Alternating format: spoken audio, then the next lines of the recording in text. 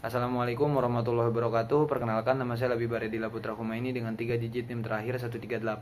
Di sini saya akan mempresentasikan jurnal Bung Yebi yang berjudul Dinamika Partai Politik dan Positioning Ideologi, studi tentang pergeseran positioning ideologi partai-partai politik peserta pemilu 2014. Jurnal karya Bung Yebi Mahasan Mairudin ini membahas secara mendalam tentang bagaimana partai-partai politik peserta pemilu 2014 di Indonesia itu mengalami pergeseran ideologi atau yang sering disebut sebagai ideological repositioning. Fokus utama dari tulisan ini adalah menunjukkan bahwa partai politik di Indonesia semakin lama semakin meninggalkan identitas ideologis yang dulu mereka tegas, baik, nasionalis, sekuler maupun Islamis. Nah, pergeseran ini tuh dilakukan bukan karena perubahan nilai yang mendasar, melainkan karena kebutuhan pragmatis untuk menarik sebanyak mungkin pemilih. Nah, jadi Bung Yebi menjelaskan bahwa dalam konteks demokrasi elektoral, ideologi seharusnya menjadi dasar pijakan dan identitas yang membedakan satu partai dengan yang lain. Namun, menjelang pemilu 2014 ini tuh banyak partai justru memandang ideologi sebagai alat yang fleksibel, bukan lagi prinsip yang kokoh. Nah, ideologi menjadi semacam strategi komunikasi politik untuk menyesuaikan diri dengan selera pasar pemilih yang semakin rasional dan konsumtif terhadap citra partai. Nah, terus untuk memetakan perubahan ini, Bung Yebi itu menggunakan AD atau ART partai politik sebagai sumber utama analisis. Dari situ, partai-partai kemudian dikategorikan menjadi 3 kelompok besar berdasarkan orientasi ideologi.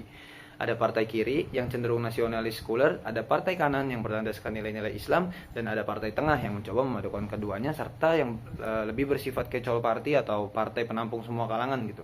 Nah, menariknya hasil penelitian Bung Yebi ini tuh menunjukkan bahwa partai-partai tengah tuh justru tampak lebih stabil dibandingkan partai kiri dan kanan.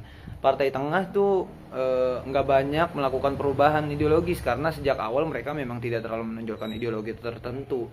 Sementara itu partai-partai kiri dan kanan justru banyak yang mengurangi kadar ideologinya mereka demi menyesuaikan diri dengan arus pragmatisme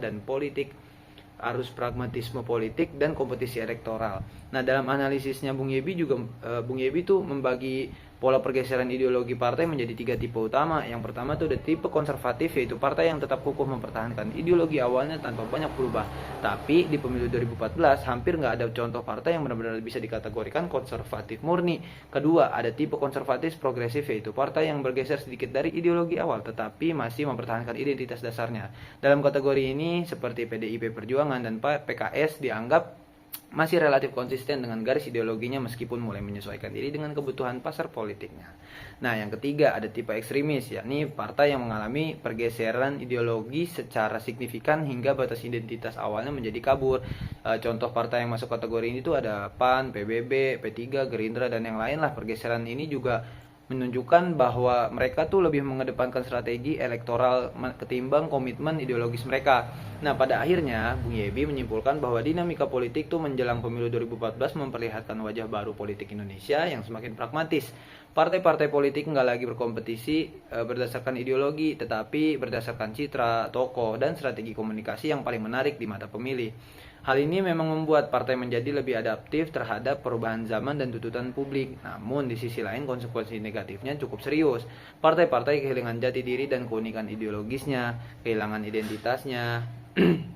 Dan kehilangan identitas ini tuh bisa berdampak panjang terhadap hubungan antara partai dan masyarakat. Ketika ideologi partai nggak lagi jelas, masyarakat akan kesulitan membedakan satu partai dari yang lain. Akibatnya, tingkat kepercayaan publik atau masyarakat terhadap partai politik tuh bisa nurun dan partisipasi politik masyarakat pun bisa melemah.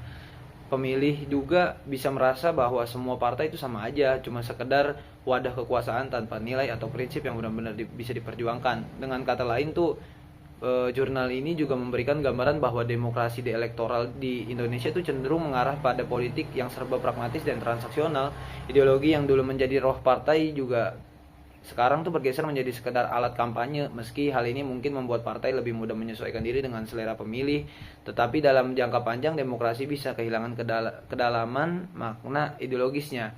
Nah, secara keseluruhan Bung Yebi ini ngajak pembaca tuh untuk merefleksikan ulang posisi ideologi dalam sistem politik Indonesia. Apakah ideologi masih menjadi dasar perjuangan politik atau cuma tinggal simbol kosong di tengah persaingan merebut suara rakyat?